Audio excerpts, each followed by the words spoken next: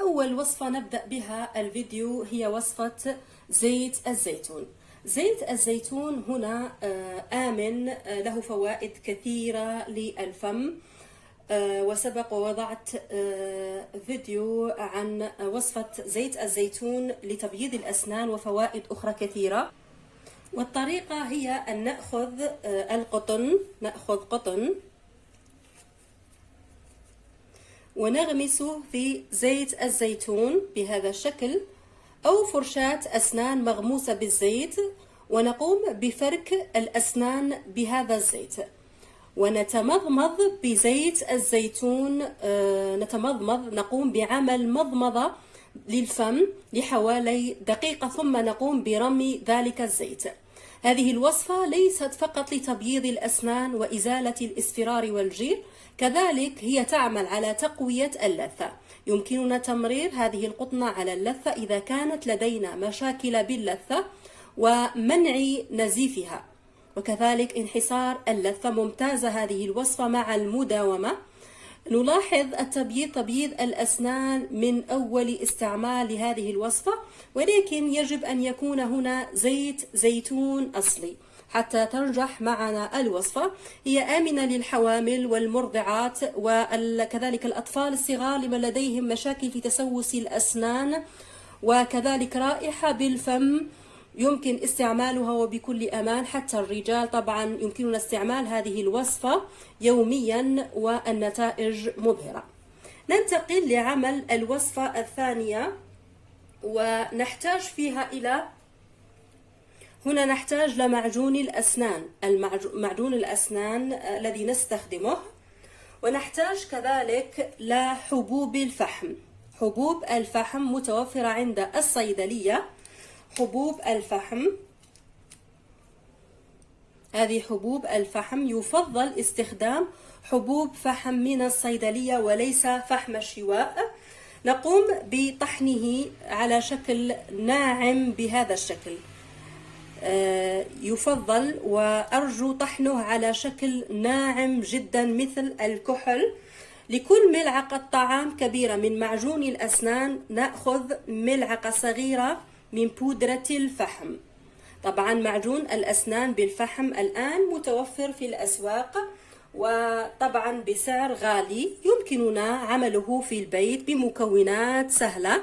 نقوم بمزج المكونات جيدا مع بعضها البعض، الفحم مع معجون الأسنان، ونستخدمه بشكل عادي. يحفظ في علبة. لكل ملعقة طعام كبيرة قلت من معجون الأسنان نضع ملعقة صغيرة من بودرة الفحم. يمكننا إضافة زيت النعناع، حوالي ملعقة صغيرة من زيت النعناع، من أجل إضافة انتعاش للفم. نخلط جيدا ونتحصل على معجون أسنان بالفحم. ونستخدم هذه الوصفة بشكل عادي. طبعا هنا آمنة للحوامل والمرضعات وكذلك الأطفال الصغار. يمكن استعمال معجون أسنان مخصص لهم مع كل ملعقة طعام كبيرة مع ملعقة صغيرة من الفحم. يفضل قلت أخذه من الصيدلية وليس فحم الشواء. ننتقل لعمل الوصفة الثالثة، كذلك هي رائعة وبمكونات طبيعية آمنة على صحة الفم واللثة، ولا تتسبب بأي أضرار جانبية للأسنان أو من الأسنان. نأخذ زيت جوز الهند. والمكون الثاني لدينا هنا ورق الغار، الرند أو اللورة. ورق غار مجفف، نقوم بطحنه كذلك وغربلته بشكل بودرة ناعمة. هنا لاحظي أن البودرة ناعمة جدا مثل الكحل. وطريقة عمل هذه الوصفة أن نأخذ كذلك نضاعف الكمية حسب الحاجة. لكل ملعقة طعام كبيرة من زيت جوز الهند لدينا 2 ملاعق صغيرة من مطحون ورق الغار، اللورة أو ورق سيدنا موسى، الرند، هذه هي مسميات ورق الغار. نقوم بمزج المكونات جيدا حتى الحصول على معجون أسنان طبيعي 100%. فهذه الخلطة طبيعية ومتبعة منذ قديم الزمان، وتسمى بتقنية سحب الزيت. يعد زيت جوز الهند من أفضل الزيوت الطبيعية المستخدمة، وذلك لتبييض الأسنان. كذلك بقناتي موجود معجون أسنان طبيعي بزيت جوز الهند، نظرا لما يحتويه من أحماض دهنية تتفاعل بشكل فوري مع لعاب الفم، منتجة جزيء الأكسجين، والذي يتفاعل بدوره بشكل ممتاز مع بقع الأسنان والصبغات، وتاركا أسنان بيضاء ناصعة بهذه الطريقة. ونستخدمه مكان معجون الأسنان بطريقة طبيعية آمنة. يمكننا كذلك إضافة زيت النعناع من أجل إضافة رائحة منعشة للفم. هذه الوصفة آمنة للحوامل والمرضعات والرجال، وكذلك يمكن استخدامها للأطفال الصغار إذا ما لاحظنا تسوس بالأسنان. للأطفال الصغار ممتازة، ليست لها أي أعراض جانبية، صلاحيتها تدوم لمدة سنة كاملة فقط.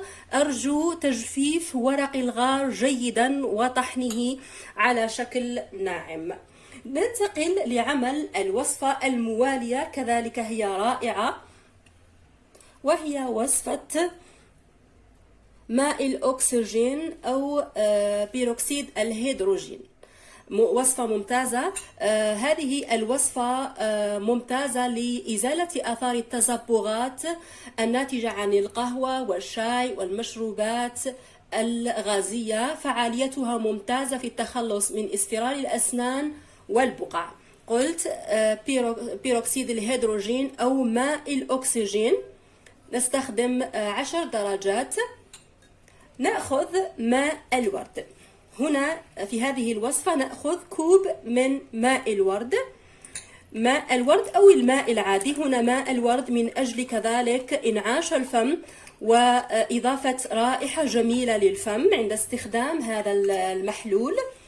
ونضع عليه حوالي ملعقة صغيرة من محلول بيروكسيد الهيدروجين، ملعقة صغيرة لكوب من ماء الورد. ونخلط المكونات مع بعضها جيدا. يمكن وضعه في قارورة من زجاج بهذا الشكل، ونستخدمه كمحلول مضمضة للفم. وكذلك نأخذ قطن ونغمسه في هذا الماء، ونقوم بفرك الأسنان بهذا الماء جيدا. نلاحظ أسنان بيضاء من أول استعمال، نظيفة وبراقة، تصبح الابتسامة أكثر جاذبية بهذا المحلول.